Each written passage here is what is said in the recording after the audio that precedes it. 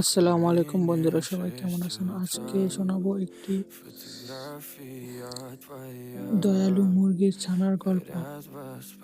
মুরগির ছানাটা জঙ্গলে বৃষ্টিতে ছাতা দিয়ে ছিল। হঠাৎ পিঁপড়া দেখে এবং তাদের উদ্ধার করে টানে নিয়ে আসে এবং একটি চড়ুই পাখি দেখতে পায়।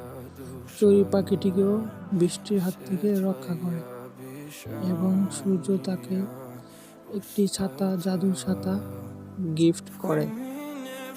তারপর সে ছাতাটি দেখে অনেক খুশি হয় এবং বনের পাখিরাও অনেক খুশি হয় এবং তারা সবাই খুশিতে নাচতে থাকে। জঙ্গলটা অনেক সুন্দর হয়ে যায়। তারা খেলাধুলা করতে থাকে এবং পাখিগুলো আর হরিণের ছানাগুলো একসাথে বের হয়।